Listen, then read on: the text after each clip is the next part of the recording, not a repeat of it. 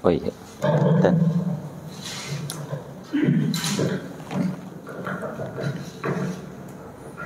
innal hamdalillah nahmaduhu wa nasta'inuhu wa nastaghfiruh wa na'udzu billahi min shururi anfusina min sayyiati a'malina.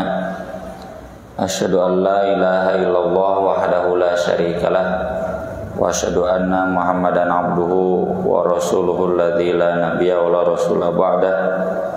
Sallallahu wasallam alaihi wa ala alihi wa sahbihi wa man tabi'ahum bi ihsan, amma ba'd.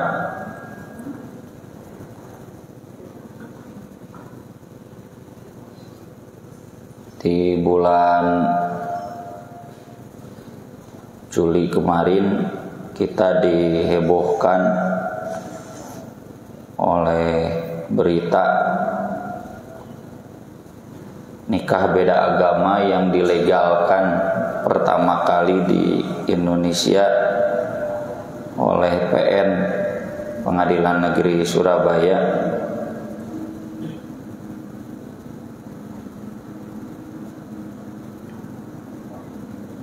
Dan ini jelas bertentangan dengan fatwa-fatwa MUI, termasuk Undang-Undang Pernikahan tahun 74 yang dulu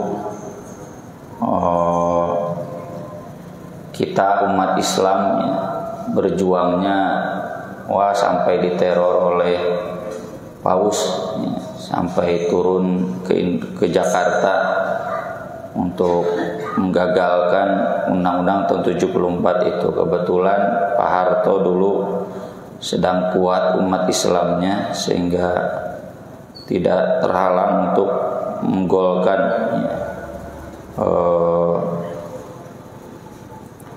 Undang-Undang tahun 74. Alasan dari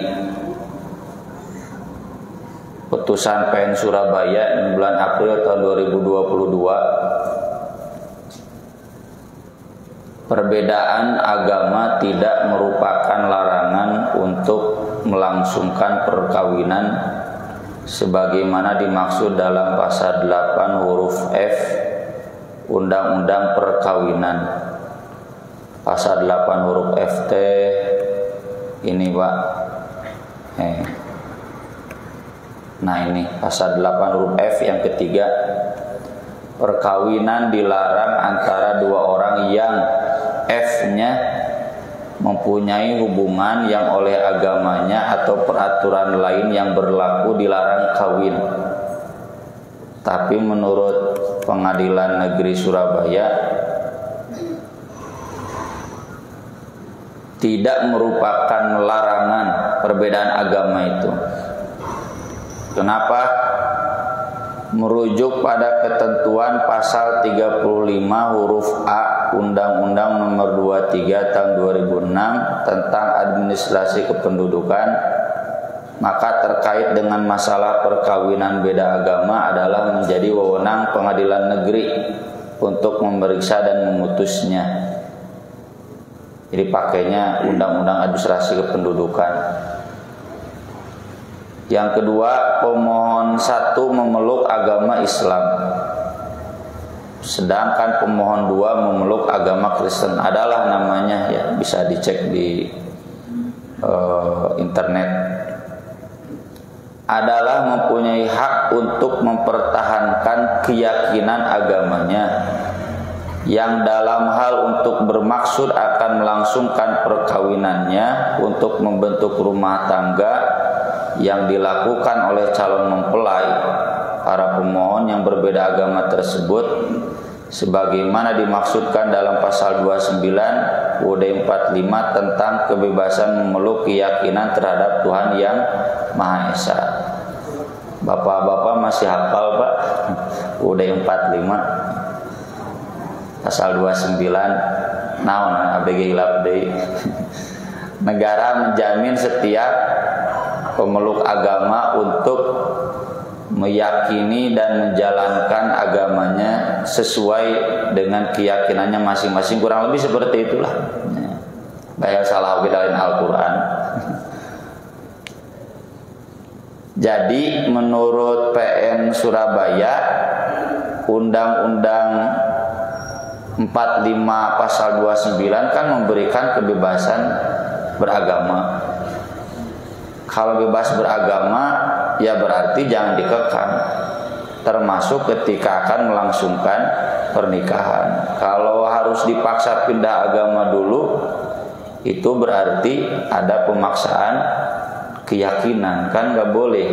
Itu bertentangan dengan pasal 29 UUD 45. Padahal yang sudah dijelaskan oleh MK. Jadi kalau kita bicara konstitusi, penafsir paling sahnya itu MK, Mahkamah Konstitusi.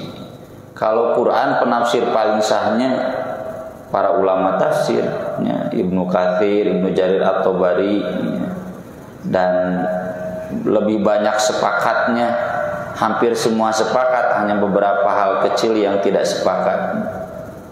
Jadi kalau konstitusi, penafsirnya adalah Mahkamah Konstitusi. Nanti kita lihat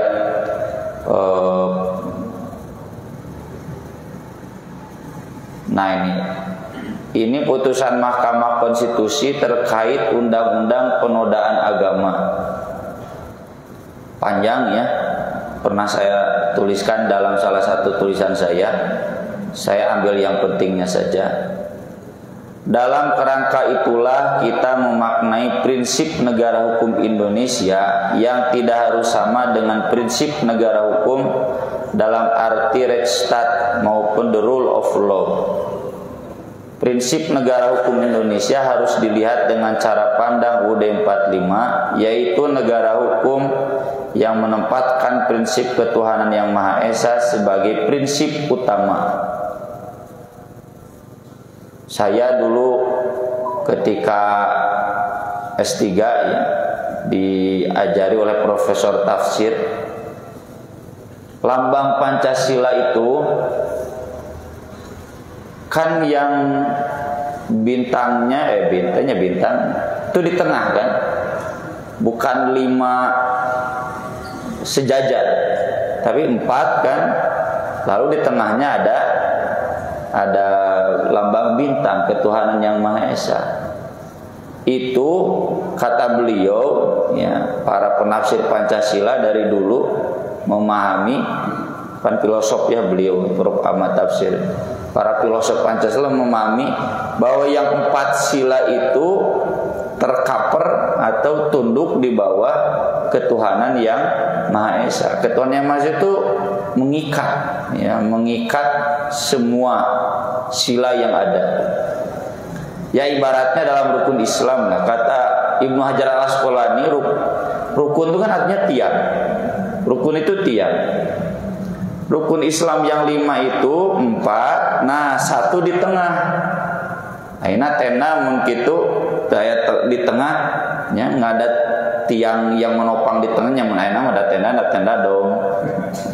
Ini mah dulu itu tenda parasut, paranti pernikahan harus ada tiang yang di tengah. Nah yang di tengahnya itu la ilaha illallah Muhammadur Rasulullah,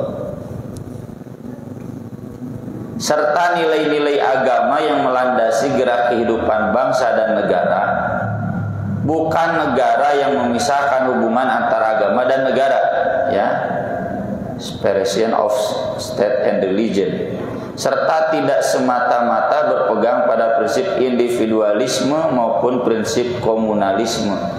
Individualisme itu kehendak bebas individu, komunalisme itu kehendak bebas kelompok. Itu di barat itu yang disebut negara hukum itu kehendak bebas individu dan kelompok betul-betul dijunjung tinggi. Kalau Indonesia kata Mahkamah Konstitusi nggak bisa, karena diikat dengan ketuhanan yang Maha Esa. Nah nanti di putusan yang panjang berikutnya untuk menjelaskan ketuhanan yang Maha Esa itu dikembalikan ke agama masing-masing. Untuk menjelaskan agama itu bagaimana, ada lembaga resmi. Islam MUI, ya, Kristen PGI, Hindu Dharma Walubi kalau perbudakan dan sebagainya. Jadi kata Mahkamah Konstitusi, untuk menentukan ini bagian dari agama atau kebebasan beragama atau penodaan agama, penyimpangan agama, itu dikembalikan ke lembaga resmi yang diakui negara. Kalau di Indonesia adalah MUI. Dan alhamdulillah ya, ketika PN Surabaya mengeluarkan putusannya, Bapak Wapres kita ya ditemani oleh staf MUI langsung bikin pernyataan sikap. Itu bertentangan dengan fatwa MUI.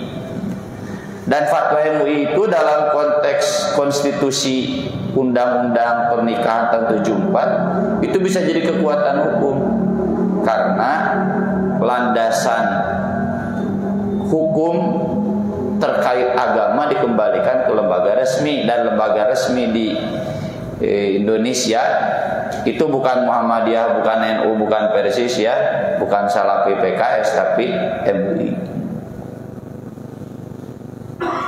Kiai-kiai MUI, NU yang muda-mudanya juga sekarang alhamdulillah masih galak-galak ya, ada Asrorun Niam Soleh ya, dan kawan-kawan.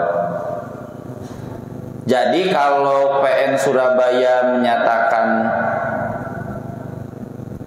pasal 29 UUD 45 itu menjamin kebebasan memeluk keyakinan, padahal kalau kita baca teksnya, untuk menjalankan agama sesuai dengan agama dan keyakinannya. Jadi harus tunduk pada aturan agama dan keyakinannya, nggak bisa individualisme komunalisme itu. Jadi untuk menentukan apakah ini bagian dari kebebasan beragama yang sesuai dengan agamanya atau kebebasan agama yang individu, itu yang berwenang adalah MUI. Kemudian kata PN Surabaya, berdasarkan pasal 28B ayat 1 D45 ditegaskan, setiap orang berhak membentuk keluarga dan melanjutkan keturunan melalui perkawinan yang sah. Pasal 28D tentang HAM ya, ini pasal baru dalam UUD 45. Dulu UUD 45 belum ada tentang HAM. Ketika kemarin tahun 99 ada namanya teh revisi teh nyata nah amandemen itu baru dimasukkan pasal tentang HAM ini, pasal 28. Jadi kata PN Surabaya kan setiap orang berhak membentuk keluarga melalui perkawinan yang sah. Ini juga mau kawin sah tapi nggak disahkan oleh Disduk Capilnya ya, tidak disahkan oleh Kemenagnya. Kan Disduk Capil kumaha Kemenag, Kemenagnya nggak mau mesahkan. Ini berarti katanya ada hak yang dilanggar, di mana ketentuan ini pun sejalan dengan pasal 29 UUD 45 ya, tentang kebebasan beragama. Dijaminnya oleh negara kemerdekaan bagi setiap warga negara untuk memeluk agamanya masing-masing. Kita lamun dina usul fikih mah PN Surabaya teh pakai dalil am, luput dari dalil khos. Padahal ada am, ada khos, nanti ada taksis ya.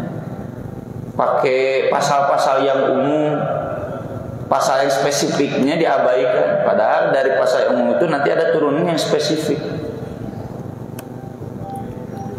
Para pemohon sendiri sudah saling mencintai dan bersepakat untuk melanjutkan hubungan mereka dalam perkawinan, di mana keinginan para pemohon tersebut telah mendapat restu dari kedua orang tua para pemohon masing-masing.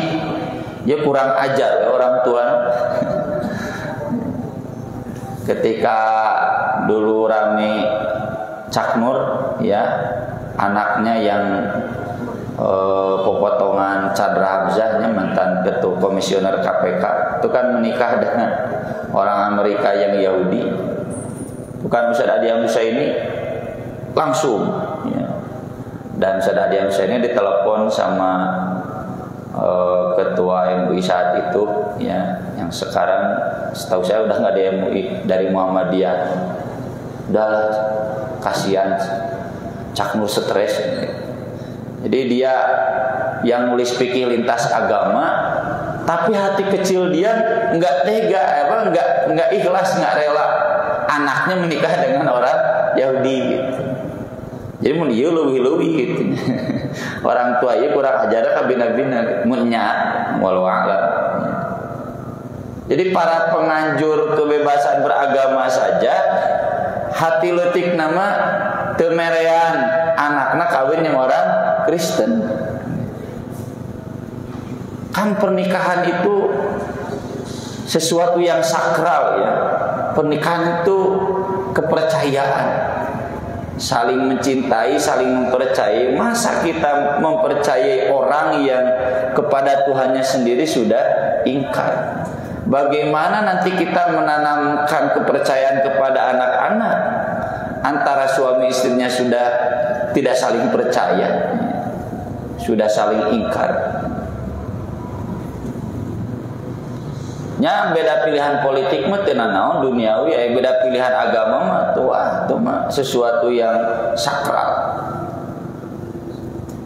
Jadi di poin ini yang rame ya kemarin-kemarin ini mereka menganut prinsip seksual consent ya.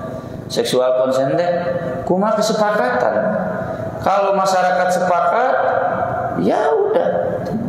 Ini orang tuanya sepakat, kenapa kita harus nyinyir cenah gitu.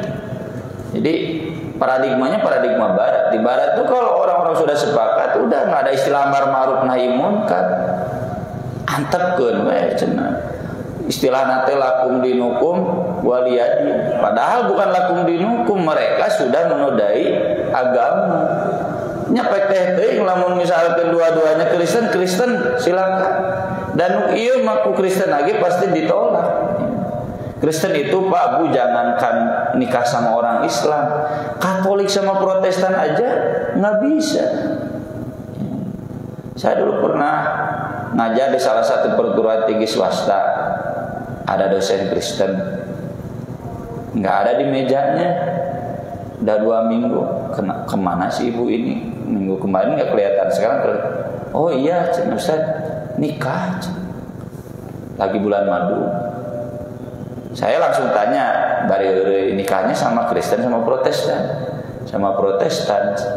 Si ibu itu kan Katolik, iya. Jadi iya cenah pindah dulu agama, syahadat lagi.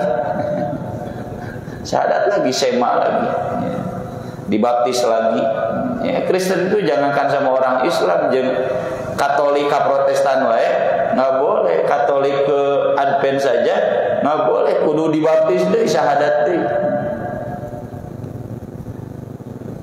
Kemudian keinginan para pemohon untuk melangsungkan perkawinan dengan berbeda agama tidaklah merupakan larangan berdasarkan Undang-Undang Nomor 1 Tahun 74. Jadi tegas-tegasnya itu ngalanggar cenah gitu. Dan mengingat pembentukan suatu rumah tangga melalui perkawinan adalah merupakan hak asasi para pemohon sebagai warga negara serta hak asasi para pemohon untuk tetap mempertahankan agamanya masing-masing. Jadi lihatnya menikah hak asasi, mempertahankan agama juga hak asasi. Jadi Undang-Undang tahun 74 itu tidak dianggap bertentangan. Justru Undang-Undang tahun 74 yang dianggap bertentangan dengan UUD 45 dan sekarang sedang diuji materi. Ya. Versi Dewan Dakwah termasuk yang termohon, yang tergugat, Muhammadiyah, MUI, pemerintah, DPR.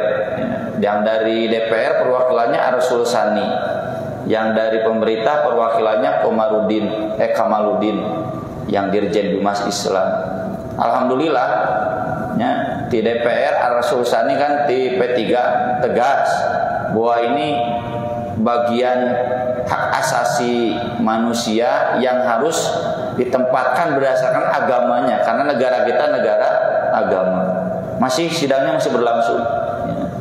Kalau sudah beres sidang Mahkamah Konstitusi, ini pasti batal atau minimalnya tercatatnya bukan sebagai pernikahan yang sah ya. Kemudian mereka telah sepakat untuk membentuk rumah tangga yang bahagia dan kekal berdasarkan ketuhanan yang Maha Esa.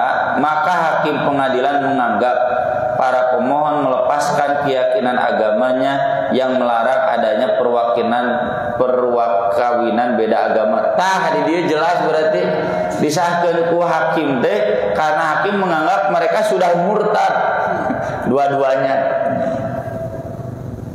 Duka narima duka henteu. Jadi hakim pengadilan menganggap para pemohon melepaskan keyakinan agamanya. Jadi udah nggak terikat lagi dengan ketentuan agama di Undang-Undang 74 yang melarang adanya perkawinan beda agama. Ini dalil pemohon uji materi perkawinan. Ini sesudah di PN Surabaya disahkan kan protes.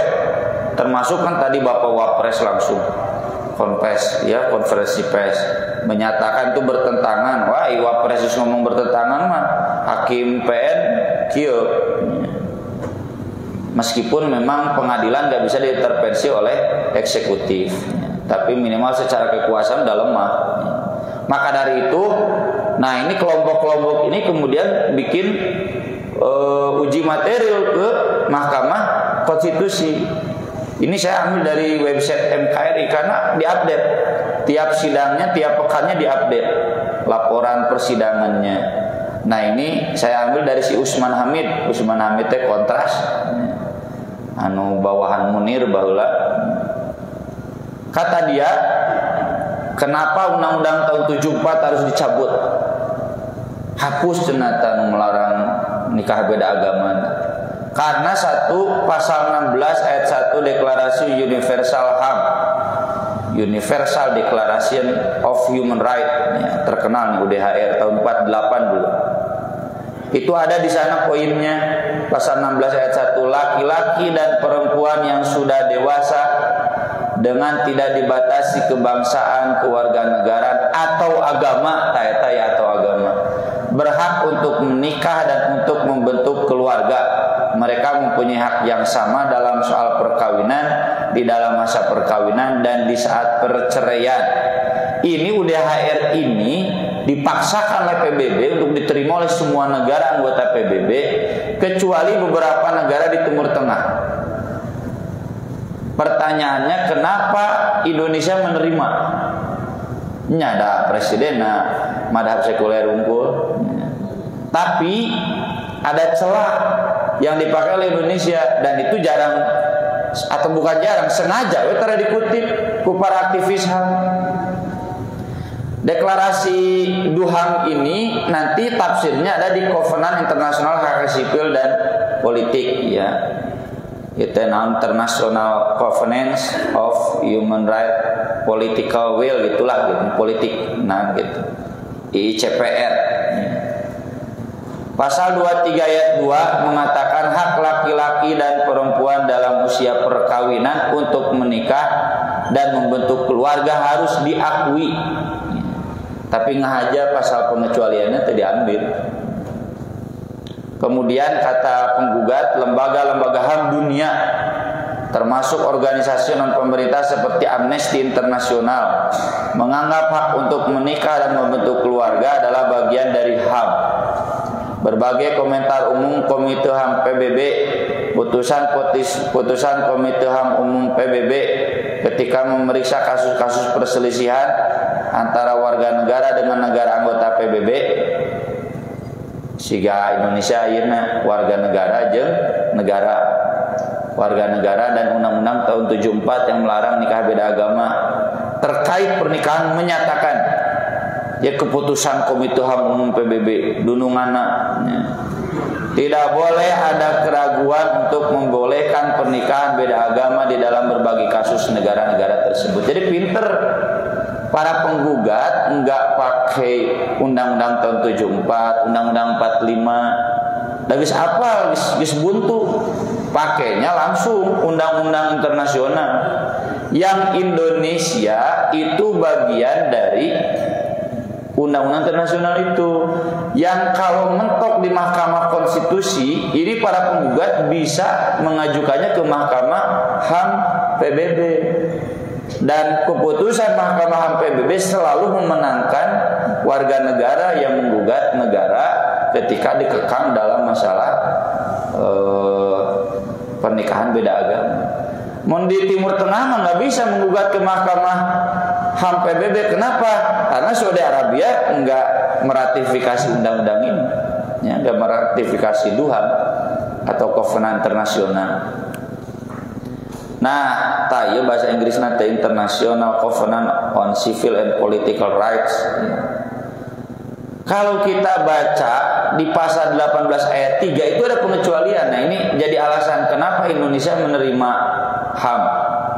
Ya. Sampai kemudian di amandemen UUD 45-nya. Karena ada pasal kebebasan menjalankan dan menentukan agama atau kepercayaan seseorang hanya dapat dibatasi oleh ketentuan berdasarkan hukum dan yang diperlukan untuk melindungi keamanan, ketertiban, kesehatan atau moral masyarakat atau hak-hak dan kebebasan mendasar orang lain. Agama termasuk di dalamnya. Ya, maka dari itu dalam undang-undang, nah ini pan tadi dikutipnya pasal 28 ngan 28 umum, padahal pasal 28J ini udah 45 yang tentang HAM itu sudah ada pengecualian. Jadi Indonesia meratifikasi DUHAM itu dengan catatannya sebagaimana Kovenan Internasional tadi ada pengecualian. Setiap orang wajib menghormati HAM orang lain dalam tertib kehidupan bermasyarakat, berbangsa dan bernegara. HAM orang lain itu termasuk keyakinan tidak boleh nikah beda agama, itu HAM. Dalam menjalankan hak dan kebebasannya, setiap orang tunduk kepada pembatasan-pembatasan yang ditetapkan dengan undang-undang dengan maksud semata-mata untuk menjamin pengakuan serta penghormatan atas hak dan kebebasan orang lain. Jadi kalau Undang-Undang tahun 74 membatasi pernikahan hanya yang seagama, tidak boleh bebas beda agama, ya, itu termasuk pengecualian HAM yang global tadi. Sesuai pertimbangan moral, nilai-nilai agama, keamanan, ketertiban umum. Jadi sebetulnya ini hanya isu lama. Dulu aja mereka menggugat undang-undang penodaan agama ke Mahkamah Konstitusi mentok. Ya gini, insya Allah meskipun kita ada cemas-cemasnya. Kenapa cemasnya? Karena HAM dan Julpa diganti ku Saldi Isra. Makanya kemarin ketika kita memperjuangkan KUHP Zina, ya, agar zina dan LGBT dilarang, itu 4 menyetujui pelarangan, yang 5 tidak menyetujui, kan 9. Iya, si etan tadi disebut mengganti HAM dan Julpa. Dalam HAM dan Julpa ini mana LGBT zina pasti dilarang. Yang 5 beralasan undang-undang pelarangan itu bukan wewenang Mahkamah Konstitusi, wewenang DPR. Mata ku DPR ini dibahas KUHP baru, ya. KUHP baru itu katanya melarang LGBT, zina, ngan anu hariwang teh melarang menghina presiden. Jadi ketik-ketik nyinyir ka Presiden Jokowi tewak kayak gitu juga zaman Pak Harto baheula. Nah, ini yang agak cemas. Kalau dulu ketika undang-undang penodaan agama digugat ke Mahkamah Konstitusi, kita lihat hakimnya, Pak 5 pasti ngadukung, dan betul alhamdulillah yang nggak mendukungnya cuma 3, ya. Yang 7-nya, yang 6-nya menolak penggugat. Jadi undang-undang penodaan agama masih tetap berlaku. Dan kalau logika MK-nya masih sama, pastinya ditolak yang menggugat undang-undang nikah beda agama tahun 74 itu. Undang-Undang nomor 39 tentang HAM. Ini kan pasal 28J di UUD 45. Lalu ada undang-undang turunannya, penjelasannya. Menyatakan bahwa implementasi kebebasan HAM tidak boleh melanggar HAM orang lain, tidak melanggar hukum, kesusilaan, ketertiban maupun norma agama. Dan norma agama itu kata MK kembali lagi ke lembaga agama resmi di masing-masing agama. Kalau di Indonesia adalah MUI. Jadi mudah-mudahan ya. Sekarang kan sedang digugat keputusan PN Surabaya itu oleh 4 orang tokoh Islam di Surabaya ke pengadilan menggugat perdata ya, atau administrasi publik. Jadi sedang digugat bahwa itu cacat secara hukum, otomatis kene masalah manehna kararawin menantang dilegalkeun ku negara bahaya. Kalau negara melegalkan kemaksiatan, urang sarua jeung melegalkan kemaksiatan. Jadi itu sedikit pengantar ya, bagaimana sebetulnya nikah beda agama di dalam ajaran Islam. Ini sudah jelas ya. Yang pertama di surat Al-Baqarah 221, larangan menikahi perempuan musyrik atau wanita musyrik dan menikahkan orang musyrik kepada wanita muslimah. Jadi bahwa anak kitanya yang muslim yang muslimah minantu anu musyrikna, atau sebaliknya anak kita yang lelaki muslim dinikahkan ke perempuan musyrik, nggak boleh. Memang ada pengecualian di surat Al-Maidah ayat 5, kecuali kalau lelakinya muslim, perempuannya Yahudi atau Kristen. Siga dina film ayat-ayat cinta lahnya si Fahri jeung si Maria. Tapi terikat ketentuan ku anfusakum wa ahlikum. Nah, saya dulu pernah satu majelis seminar di Baznas tentang mu'alaf berdampingan dengan Pak Syarif siapa. Itu secara keanggotaan Muhammadiyah, tapi beliau ketua Persatuan Tionghoa Muslim Indonesia PTMI. Saya butuh 8 tahun sabar menunggu istri saya Islam.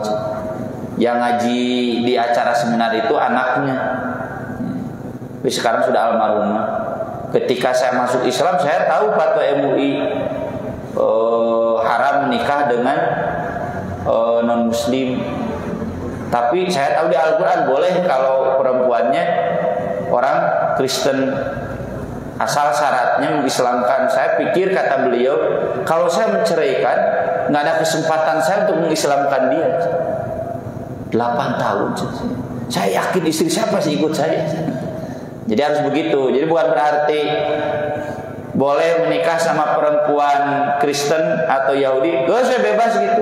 Bukan begitu. Tetap ada misi ku anfusakum wa ahlikum nar. Nah, diharamkan sebaliknya. Kalau lelakinya yang kafir, perempuannya muslimah, itu nggak boleh. Jadi nikah beda agama itu kalau lelakinya muslim, perempuannya Hindu, Buddha, Konghucu haram. Yang boleh itu lelaki muslim, perempuannya Yahudi dan Kristen. Selain itu haram. Atau terbaliknya, sehingga kasus si Asmiranda kan, ya, muslimah kabawa ku salakina.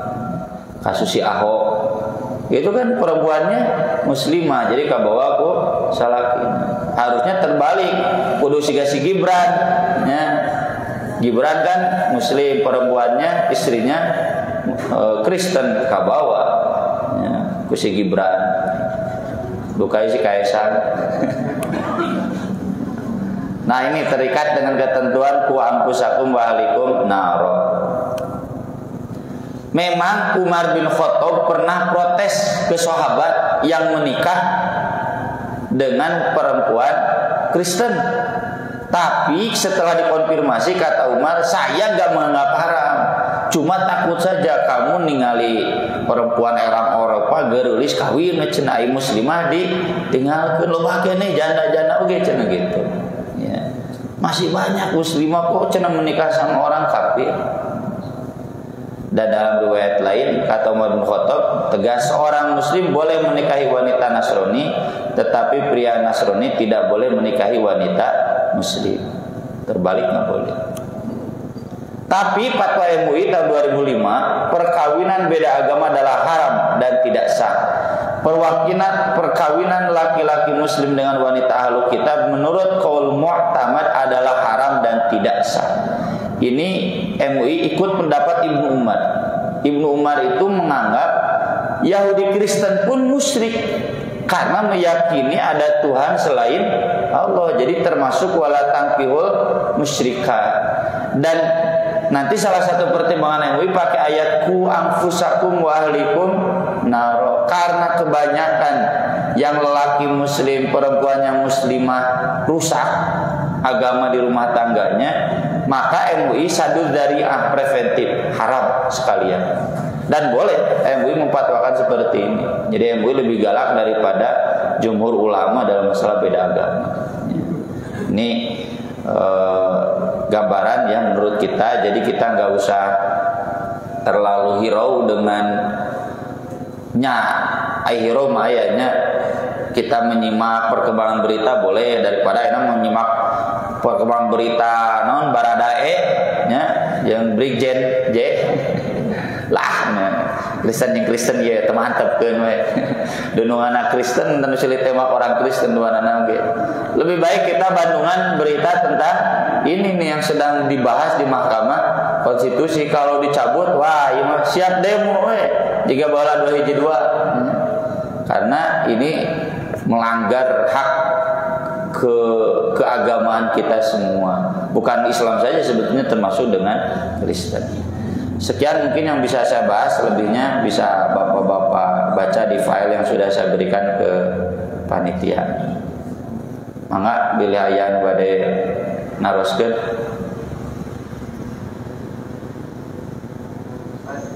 Mangga. Sampai hari ini pun kan pernikahan yang berbeda agama masih tetap berlangsung. Contohnya seorang artis hari ini kalau tidak salah, dia muslim tapi suaminya kan ya berbeda agama. Kemudian yang satu lagi ini Jamal Mirdad dengan Lydia Kano. Nah, tahu aja mereka nikahnya panjang juga. Bagaimana? Iya, itu salah satu pertimbangan PN Surabaya juga, tapi tidak dilegalkan oleh negara kita. Mereka yang menikah beda agama itu biasanya mendaftarkannya di negara lain, ya, biasanya. Atau biasanya pakai 2 kakaknya disebut capil. Jadi kakaknya 2. Ya. Nanti anak yang pertama ikut bapaknya didaftarkannya, anak yang kedua ikut ibunya gitu. 2. Dan saya juga baru tahu, saya punya jamaah di Sukabumi. Pas pemilihan Anies dulu, ibu nama cenah nuju ka Jakarta. Aya naon, Pak? Mun cenah bade milih Anies gitu. Ai bapak henteu. Beten cenah ibu nama KTP Jakarta, abdi mah KTP Sukabumi. Dina kakak kumaha? 2 kakak cenah gitu. Jadi kakak itu bisa 2. Jadi kalau suaminya muslim, siga tadi artis bapak yang sebutkan, perempuannya Kristen, jadi 2 kakak. Anaknya ini ikut kemana, ini ikut kemana. Makanya kan anak artis yang tadi bapak sebutkan, yang satu ikut bapaknya, yang satu ikut ibunya, gitu. Jadi kalau itu capil, yang penting dilegalkan ku negara, pernikahannya. Jadi itu mah statusnya itu single parent. Dan di kakak kan nggak dipedulikan, ya jinah atau kumpul-kumpul nggak dipedulikan. Ya, pokoknya mah single parent maksudnya.